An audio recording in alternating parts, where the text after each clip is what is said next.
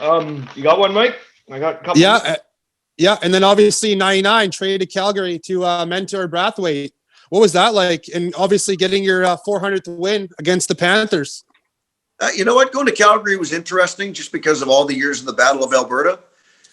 But at the same time, Brian Sutter was the coach there. And I was friends with Brian and had a lot of respect for Brian. I knew that he's a no-nonsense guy, so it was going to be a good situation. And my mom was from Calgary. So for me to go there and finish my career made perfect sense.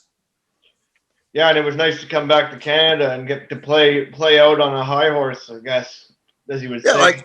You know what? I started in Northern Alberta and I finished in Southern Alberta. So the start and the finish of my career in my home province, you can't ask for more than that. Do you still have that puck from the 400th win? Sitting somewhere in my collection of stuff. Yeah. Nice. Still around. You have a nice collection of stuff. I got my next question is, what's your favorite piece of memorabilia? The masks are still my favorite piece. Yeah. They'll always be my favorite piece. I've got odds and ends lying around, and the kids have a few things. But yeah, Rudy said the same thing. His masks were his everything. He says he's got a whole storage container in his back of his house that's just full of his crap. Oh, I have a storage container that's full of crap. Hey, who was that told us that they would sell all their stuff if the right offer came along? Would you ever take an offer like that? Tim Hunter. Maybe when I get really old. Yeah. Yeah. I'm sure my kids would have a lot to say about that. So. Oh, absolutely. Yeah, we actually met you. We actually met you last year or 2 years ago, and I guess now it would be at in Langley at the Sports Memorabilia show. Yeah, I remember being up there. Yeah, it was a good time. It was actually a lot of fun. It was. Do you come back here often, or into Canada back and forth, or not with COVID? Normally, yes. Right now, no. Yeah. I mean, obviously, with things being as crazy as they are, I haven't been up in probably since Langley. Okay. So I normally get up at least 2 or 3 times a year to see my kids and see friends. But this year's been kind of a bizarre year. So hopefully we get things straightened around here a little bit and I can get up and visit before Christmas. Yeah. What was it like doing your documentary, Coco? You know what? It was a lot of fun. Donnie Metz and Adam Scorgi, the 2 gentlemen that did it with me, were great. Donnie'd been around since I turned pro.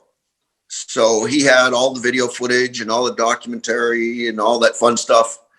But to sit back and look at your life, and there's parts I'd forgotten about.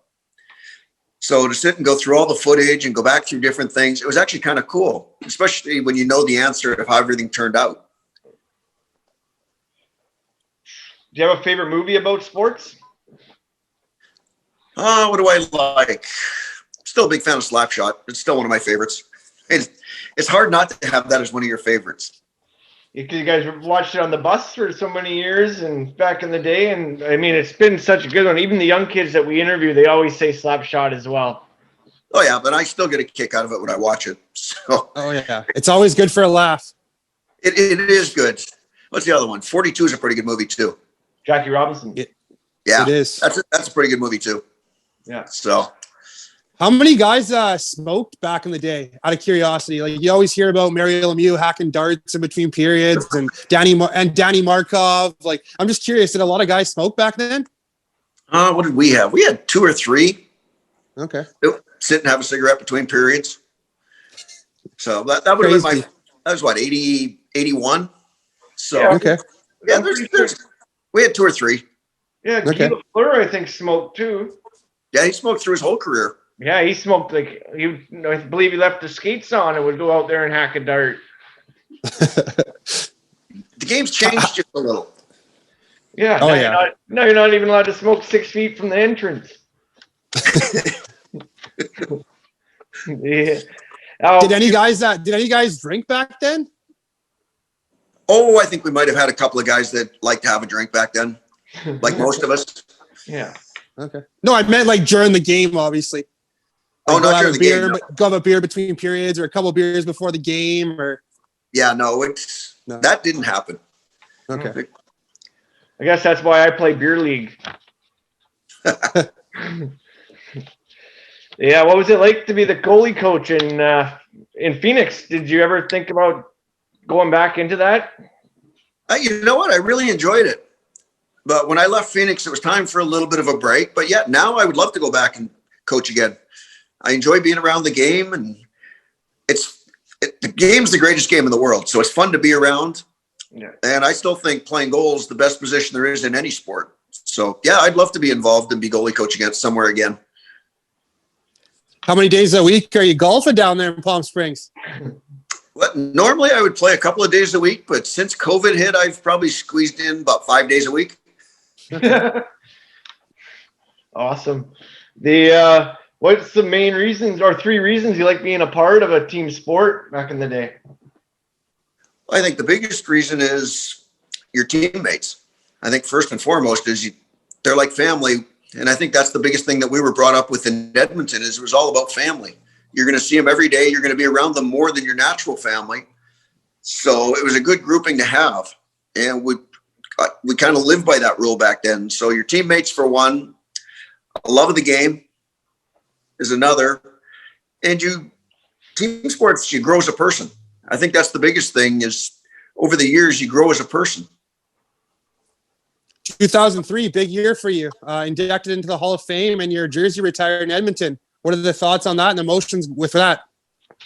You know what? That was really cool. I mean, one, you never think you're going to play in the National Hockey League. So I got lucky enough to do that.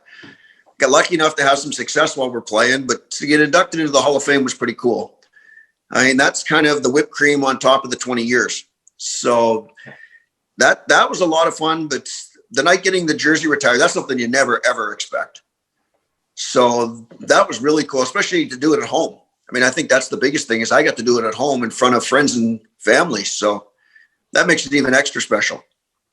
Yeah, they're running out of numbers in Edmonton because of your dream dynasty team there. Yeah, not a bad problem to have. No, it's a good problem to have. Gretzky said, oh yeah, we're going to shoot the same question. Gretzky's said numerous times that you're the greatest of all time. How do you feel about him saying that kind of thing? You know what? It's a great compliment. But at the same time, I still think there's guys that were better than I was. I mean, I look at guys like back even before me, the Terry Sawchucks, Glenn Hall, guys like that. I mean, they were my idols growing up. So I would consider them to be better than I was. I'm just happy to be in the same conversation with them. I mean, I think that's the fun part. Could you imagine if you had butterfly goalie back then?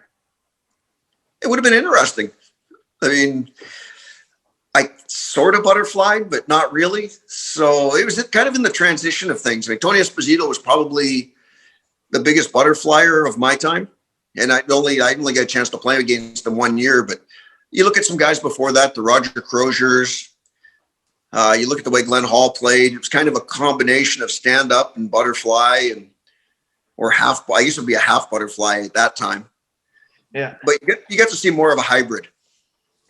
And then Dominic Hasek came in, then you just threw the whole book out the window. That's more of a stop, drop, and roll system. Yeah. There's a fire out in your house. Tim Thomas kind of played the same kind of game. Obviously not as good as Hasek, but. And Timmy liked to be really aggressive. I mean, I think that was one thing about his style is he was very aggressive. And I think over the course of time, you learn different styles. And sometimes you're aggressive. Sometimes you're a little more passive. And the more you can give teams different looks, the more they have to guess as to what you're going to do. How much did the gear change over the years for you? Because you obviously played a long time. Most of my gear didn't change a whole lot, but you could see the transitioning of gear. I mean, it got lighter and lighter and lighter. And of course, everybody complained that it was getting bigger. Well, if it gets lighter, guys are going to wear it bigger. I mean, that's the easiest thing about it is the lighter it got, the easier it was to wear. I mean, I could never get used to the really light stuff because I wore heavy stuff my whole career. So my version of light and most light didn't really work together. So I liked it a little bit heavier, but you could see why guys were wearing it bigger and bigger. Oh, those old pads that you guys had, those things are heavy as heck. I remember being a goalie playing minor hockey, and they're the same, roughly probably the same era, and I had to wear those goalie pads. It's like bricks on your legs. I get start off at about 7 or 8 pounds. By the time the night's done, they're closer to 14 or 15. Yeah. Ours would 'cause never you're ever get a pro- chance to dry out because you play every day. Yeah. So you're lugging around 15 or 20 pounds every night. That's because you're probably only about 4'5" then and 60 pounds holding a fart then, Ryan. Hey, there's a picture. Hey, I'll have to plug the picture, and there's a picture of me standing there in 1990, and I don't even come to like the halfway point in the net, but I've got all the goalie gear on like this and just a tiny little body. About the same size as Panger. Yeah. Hey, we've been talking to him too about coming on, so that's a good joke.